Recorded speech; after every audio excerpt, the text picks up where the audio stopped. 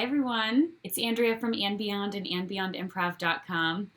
And today I just want to have a heart-to-heart about what it means to be brave with our lives and what it means to actually be improvising our way through life. If we interact on social media at all, you've probably heard me say before that all of life is made up.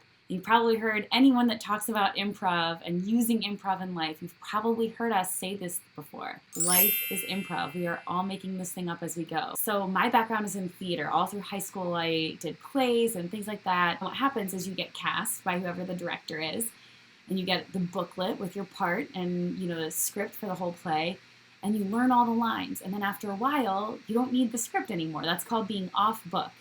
Sometimes it's hard in life to tell if we're improvising or if we're just off book.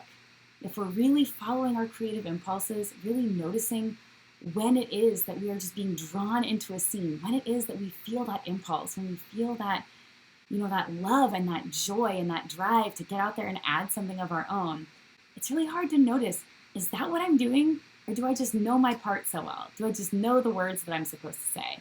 Do I just know how this thing is supposed to go? A script lives in your head, and your head knows about your student loans, and your head knows about what people in your family typically do. Your head knows all the stories that have been handed down to you about what people like you can be and do and have. All of that stuff, that whole script, that whole story, that whole narrative of scarcity and lack lives in your head. The improv comes from the heart, and the heart is where those creative impulses live. The heart is what is noticing, hey, we want more than this. There's something bigger out there that we absolutely can have. That lives in your heart. So what I like to remind people, and what I like to remind myself over and over, is that what it takes in order for us to really be unencumbered as we improvise our way through life is to have equal faith in ourselves, our scene partner, or the people that we're interacting with around us, and that agile process that says it's okay not to know 11 steps on the road how this thing is going to go. It's okay for me to offer my brick and trust that my scene partners will add something and we'll build whatever it's going to be together. So when we have full faith in those three things, ourselves, our scene partners, and that agile process, that is when real magic can happen. And when we're feeling fear, when we're leaning into the narrative that we've been handed, it's because one of those three legs of the tripod is out of alignment. So just examine, which is it? When did that happen? Do some forgiveness work. Do some EFT tapping. That's something that I have really loved and found a lot of value and help in. But this is the thing. I just want to ask you, are you sure that you're improvising, or is there a chance that you're just off book? Life is for living, my friends, and there is not a limit to what you can be and do and have. But you have to be listening to those impulses, and you have to be brave and put yourself out there.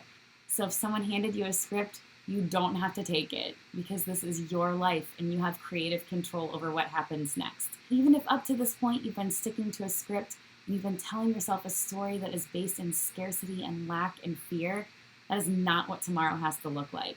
The past does not dictate the future. You get to decide what happens next. If this is resonating with you, take advantage of the free download that's linked in the description of this video. So I've created a worksheet called Improv, Forgiveness, and Ikigai. Ikigai, if you're not familiar, is a Japanese concept meaning reason for being.